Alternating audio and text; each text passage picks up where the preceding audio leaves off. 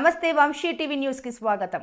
తెలంగాణలో అధికారంలోకి వచ్చిన కాంగ్రెస్ ప్రభుత్వం ఎన్నికల్లో ఇచ్చిన హామీల అమలుకు కృషి చేస్తోంది. అందులో భాగంగా బుధవారం ఉదయం సచివాలయంలో అభయహస్తం కార్యక్రమం ప్రారంభమైంది. ముఖ్యమంత్రి రేవంత్ రెడ్డి, డిప్యూటీ సీఎం బట్టి విక్రమార్క 6 గ్యారంటీల దరఖాస్తు పత్రాన్ని రిలీజ్ చేశారు.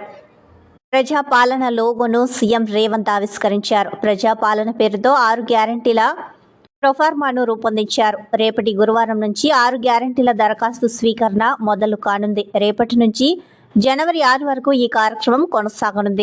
మధ్యలో వారధిగా నిలబడండి, ఈ సమస్యల పరిష్కార సారథులుగా మారండి. ఈరోజు ఇక్కడ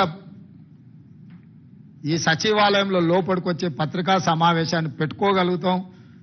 మీరు మంత్రులతోని ముఖ్యమంత్రులతోని కూర్చోగలుగుతారని మీరైతే భావించినరో లేదో గాని ప్రజాప్రతినిధులుగా మేమే ఈ లోపలికి రాలేక పోలీసులు అడ్డుకుంటే అటు నుంచి అటే వెళ్ళిపోయినాం. మరి మీకు ఆ మార్పు కనిపిస్తుందో లేదో నాకు తెలియదు. ఖచ్చితంగా ఆ మార్పును మీరు చూస్తున్నారు. భవిష్యత్తులో ఇక్కడ ఇదే హాల్లో పూర్తి స్థాయిలో మా మంత్రివర్గ సహచరులు, ఉప ముఖ్యమంత్రి గారు, మేము కానీ ప్రభుత్వం వైపు నుంచి అధికారిక కార్యక్రమాలు ఏమైనా చేపట్టినప్పుడు ఇక్కడనే పత్రికా సమావేశాన్ని ఏర్పాటు చేయడానికి ఒక మీడియా కాన్ఫరెన్స్ హాల్ కూడా క్రియేట్ చేయమని చెప్పి మా చీఫ్ సెక్రటరీ గారికి మేము ఆదేశాలు ఇవ్వడం జరిగింది. తొందరలోనే ఇక్కడ మీడియా మందిరం ఉంటుంది. మేము స్వేచ్ఛనిస్తాము. మీరు దాన్ని దుర్వినియోగం చేయకుండా అందరూ సహకరించాల్సిందిగా, ఈ కార్యక్రమాన్ని ప్రజల దగ్గరికి తీసుకెళ్లాల్సిందిగా. మాకు తెలుసు ఢిల్లీలో కూడా నిన్న మీడియా మిత్రులు కలిసి వినతి పత్రం ఇచ్చారు. మీ సమస్యలు కూడా చాలా ఉన్నాయి, చాలా కాలం నుంచి పేరుకపోయినాయి. తొందరలోనే వాటన్నిటి మీద కూడా దృష్టి పెడతాము.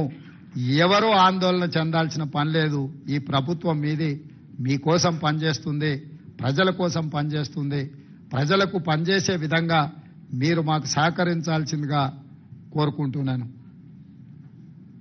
అదేవిధంగా నిన్నో మన్నో ప్రజావాణి కార్యక్రమానికి కాడబిడ్డ వచ్చింది.